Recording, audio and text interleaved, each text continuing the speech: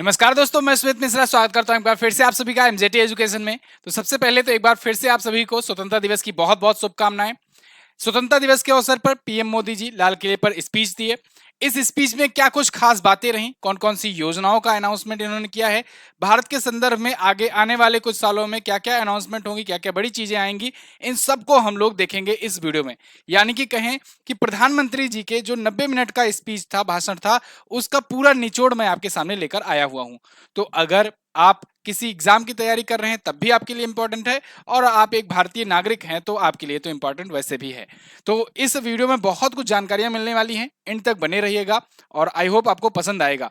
तो लाल किले से पीएम मोदी जी ने इसको स्पीच दिया है, भाषण दिया है। 15 अगस्त को प्रत्येक वर्ष भारत के प्रधानमंत्री लाल किले से भाषण देते हैं और लाल किले पर ही प्रधानमंत्री जी के द्वारा ध्वजारोहण किया जाता है। जबकि 26 जनवरी के दिन राजपथ पर हमारे माननीय राष्ट्रपति जो होते हैं वो तिरंगा फहराते हैं। तो ये बेसिक अंतर है 26 जनवरी और 15 अगस्त का, इसको जाने रखिए। एक मेरा क्वेश्चन आपसे भी है, बताइए 15 अगस्त को स्वतंत्रता दिवस क्यों कहते हैं और 26 जनवरी को गणतंत्र दिवस क्यों कहते हैं? मैं चाहता हूं सभी लोग इसका आंसर करें, जो भी चीजें पता हो आप लोग जरूर आंसर करिएगा, और जिनका सही होगा उनको हर्ट दे दिया जाएगा, तो बाकी लोग समझ जाएंगे। तो चलिए अब शुरू करते हैं। देखिए यहाँ पर अभी तक के इतिहास में भारत के प्रधानमंत्रियों में कौन कितनी बार स्पीच दिया है, इसको देख लेते हैं। यानी कि कितने प्रधानमंत्री ऐसे रहे जिनके कार्यकाल के दौरान सबसे ज्यादा बार 15 अगस्त बीच में पड़ा। ठीक है, क्योंकि जब वो प्रधानमंत्री रहेंगे तभी वो जाकर के स्पीच देंगे। तो यहां पर आप देखिएगा, जवाहरलाल नेहरू जी जो कि भारत के प्रथम प्रधानमंत्री थे, सबसे ज्यादा 17 बार इनके टाइम पर 15 अगस्त आया, यानी कि सबसे ज्यादा बार ध्वजारोहण करने का इनके नाम रिकॉर्ड है। दूसरी सबसे ज्यादा बार तिरंगा फहराने वाली इंदिरा गांधी जी रही, और तीसरे नंबर पर मनमोहन सिंह जी रहे, और इस बार प्रधानमंत्री नरेंद्र मोदी जी भी मनमोहन सिंह जी की बराबरी किए, यानी 10-10 बार दोनों लोग अभी तक तिरंगा फहरा चुके हैं। 6 बार अटल बिहारी वाजपेयी जी, और 5 बार राजीव गांधी जी, और 5 बार ही नरसिम्हा राव जी ने तिरंगा फहराया है।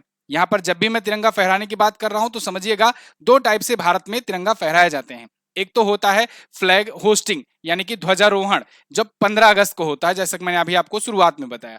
और एक होता है फ्लैग अनफर्लिंग, यानी कि उसमें क्या होता है कि तिरंगा पहले से लगा होगा और तिरंगे को खोल करके फहराया जाएगा। ये 26 जनवरी को होता है। 15 अगस्त वाला ध्वजारोहण होता है, ये बात ध्यान रखिएगा। अब यहां पर देखिए पीएम मोदी जी ने कितने कितने मिनट भाषण दिए हैं अभी तक के कार्यकाल में। 10वीं बार इनकी स्पीच थी, मतलब 10वीं बार इन्होंने दिया है। तो यहां पर देखिए 2014 में 65 मिनट, 2015 में 86 मिनट, 2016 में सबसे ज्यादा लंबा इनका था स्पीच, तो ये आप याद रखेंगे। फिर 17, 18, 19, 20 ऐसे करते करते आप देखोगे 2023 में 90 मिनट का स्पीच इन्होंने दिया है। 90 मिनट का, ठीक है। और 96 मिनट का 2016 में सबसे ज्यादा रहा था। इस 77वें स्वतंत्रता दिवस के अवसर पर पीएम मोदी ने 3 गारंटी की घोषणा की है। 3 गारंटियों में पहली गारंटी है कि देश आने वाले 5 सालों में तीसरी लार्जेस्ट इकोनॉमी बन जाएगी। अभी हम लोग 5वें पर हैं और आने वाले दिनों में हम लोग थर्ड लार्जेस्ट इकोनॉमी बन जाएंगे। इसके अलावा इन्होंने कहा कि शहरों में किराए के मकानों में रहने वाले जो हैं उनको बैंक लोन में रियायतें मिलेंगी। इसके अलावा इन्होंने शहरों में रहने वाले जो किराए पर मकान वाले हैं उनके लिए भी अभी योजनाओं की घोषणा की है, आगे हम लोग बात करेंगे। तीसरी गारंटी इन्होंने दी कि देश भर में 10,000 से बढ़ाकर 25,000 जन औषधि केंद्र खोले जाएंगे। जन औषधि केंद्र, जेनरिक मेडिसिन सेंटर समझ लो। तो ये 3 घोषणाएं की। इसके अलावा इन्होंने सबसे बड़ी जो घोषणा की है वो है विश्वकर्मा योजना की। विश्वकर्मा योजना की इन्होंने घोषणा की है। इन्होंने कहा है कि आने वाले विश्वकर्मा जयंती पर भारत सरकार 13 से 15,000 करोड़ रुपए की नई ताकत देने के लिए एक विश्वकर्मा योजना शुरू कर रही है। विश्वकर्मा योजना के तहत किसको लाभ मिलेगा? सुनार, लोहार, नाई और चर्मकार जैसे पारंपरिक कौशल जो लोग हैं उनको शामिल किया जाएगा इसमें, और उनको सहायता दी जाएगी। तो ये विश्वकर्मा योजना बड़ी योजना आने वाली है आने वाले दिनों में। इसके अलावा लखपति दीदी योजना, ज्यादा फोर्स करके इन्होंने लखपति दीदी योजना के बारे में बोला है। लखपति दीदी योजना के तहत इन्होंने कहा है कि हमारा सपना है कि गांव में 2 करोड़ लखपति दीदी बनाए जाएं। लखपति दीदी के तहत क्या किया जाएगा? जो सेल्फ हेल्पिंग ग्रुप होता है ना, मतलब कि स्वयं सहायता समूह, जो आप सुने भी होंगे, स्वयं सहायता समूहों को और ताकत दी जाएगी। उनको लोन देने का और ज्यादा दायरा बढ़ाया जाएगा। 15,000 महिला एसएचजी जो होंगी, यानी कि सेल्फ हेल्पिंग ग्रुप जो होंगी, उनको ड्रोन चलाने और मरम्मत करने की ट्रेनिंग दी जाएगी। साथ ही साथ ग्रामीण महिलाओं को सशक्त बनाने और देश में कृषि तकनीक को मजबूत करने में भी ये लखपति दीदी योजना के तहत दायरे में आएंगी। तो लखपति दीदी योजना भी बहुत बड़ा योजना है आने वाले टाइम पे, ये भी ध्यान रखिएगा। इसके अलावा इन्होंने ये भी बताया है कि एसटीईएम पर फोकस किया जाएगा। एसटीईएम के तहत क्या होगा? साइंस, टेक्नोलॉजी, इंजीनियरिंग और मैथमेटिक्स, इन पर फोकस किया जाएगा। इनके प्रति लोगों को, खास करके लड़कियों को, महिलाओं को ज्यादा अवेयर किया जाएगा इनकी पढ़ाई में और बढ़ावा मिलेगा। STEM दोस्तों किसी भी देश में शिक्षा के स्तर को समझ लो मापने का एक बहुत अच्छा तरीका होता है कि उस देश में साइंस, टेक्नोलॉजी, इंजीनियरिंग और मैथमेटिक्स किस लेवल का है, किस स्तर पर बातें हो रही हैं। तो प्रधानमंत्री नरेंद्र मोदी जी ने यह कहा कि हमारे देश के जो युवा हैं उनको STEM में बढ़ावा मिलेगा, खास करके महिलाओं को इस पर फोकस कराया जाएगा। ऐसी नीतियां बनाई जाएंगी शिक्षा को लेकर के भी। इसके अलावा गरीब शहरी आवास योजना, जैसे कि मैंने आपको बताया कि आगे इसके बारे में डिटेल में चर्चा करेंगे।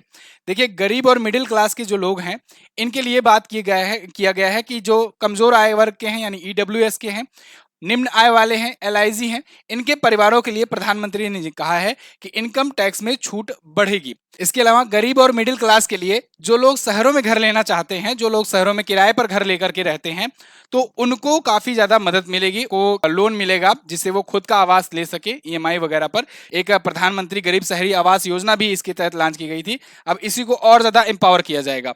2015 में ये योजना लॉन्च हुई थी, प्रधानमंत्री आवास योजना शहरी, ठीक है। तो 31 जुलाई 2023 तक इस योजना के तहत 1.18 करोड़ घरों की मंजूरी दी जा चुकी है। 76 लाख से ज्यादा परिवारों को सस्ती कीमत पर घर भी दिया जा चुका है। इसको और बढ़ाने का इन्होंने बात किया हुआ है। इसके अलावा 3 बुराइयों से मुक्ति की भी अपील की है इन्होंने। 3 बुराइयां कौन कौन सी? भ्रष्टाचार, परिवारवाद और तुष्टीकरण। देखिए, ये तीनों बुराइयों के बारे में उन्होंने कहा है PM मोदी ने कि इन तीनों से हम लोगों को दूर रहना चाहिए। सबसे पहली चीज तो भ्रष्टाचार, दूसरी परिवारवाद बोले तो आप देखते हो सबसे ज्यादा तो राजनीति में ही होता है, बॉलीवुड में होता है, क्रिकेट वगैरह में बहुत सारी जगहों पर होता है, तो जिसे कहते हैं ना नेपोटिज्म। इन सब से दूरी हो, तुष्टीकरण जो है, इससे देश के विकास के लिए ये सबसे घातक है, सबसे बड़ी समस्या है। इनसे मुक्त करने को देश के लोगों से अपील किया है PM मोदी ने।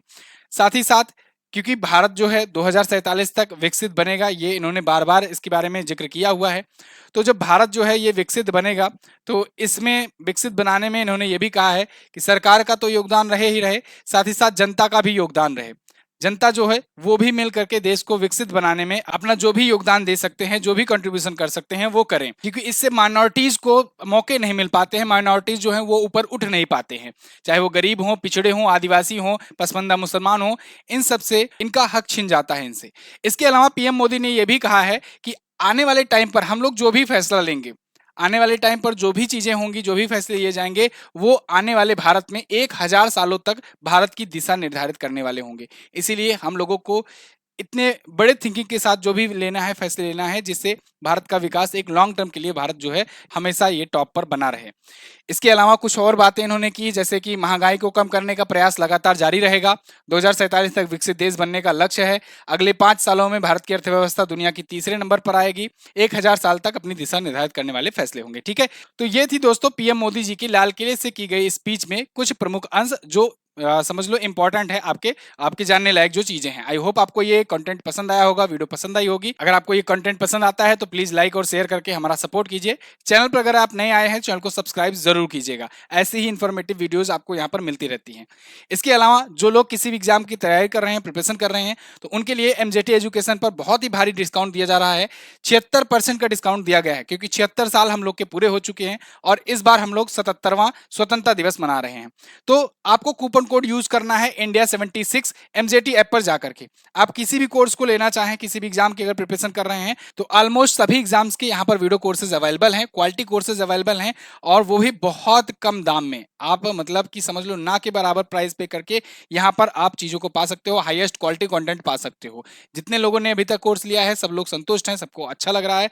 आप एक बार इसको मौका देकर देखिए, एक बार ट्राई करके देखिए। MJT एजुकेशन ऐप पर जाइए, वहां से आप GS सफलता बैच, ये मैं प्रेफर कर रहा हूं। आपको और भी वहां पर बहुत सारे आपके टारगेट एग्जाम को लेकर के भी कोर्सेज हैं, आप उनको देख लीजिएगा।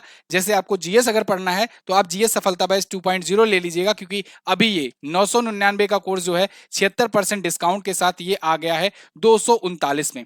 आप बाकी चैनल्स पर जाकर देखोगे यही बैच GS फाउंडेशन बैच जो है वो आपको 2000 2500 में डिस्काउंट के बाद मिल रहा है आज, लेकिन आपको ये 239 में पड़ गया है, क्योंकि मैंने 999 में सबसे कम दाम में इसको लॉन्च किया है हुआ था, और चूंकि अब आपको 76% डिस्काउंट देना पड़ा तो इसीलिए सबसे कम दाम में आ गया है। सबसे ज्यादा लोग जो है इसी को पसंद कर रहे हैं। आप जाइएगा, इसको लेकर के देखिएगा। इसके अलावा भी एसएससी जेई का, यूपी पुलिस बैच का, यूपी पेट का बहुत सारे कोर्सेज हमारे अवेलेबल हैं और बहुत ही अफोर्डेबल प्राइसेस पर। तो आप जाकर के इसको लेकर के देखिए। एमजेटी एजुकेशन पर ये सारी चीजें अवेलेबल हैं। वीडियो कैसी लगी है कमेंट करके जरूर बताइएगा। मैं मिलूंगा आपसे अगले दिन की क्लास में, तब तक के लिए नमस्कार, जय हिंद, वंदे मातरम।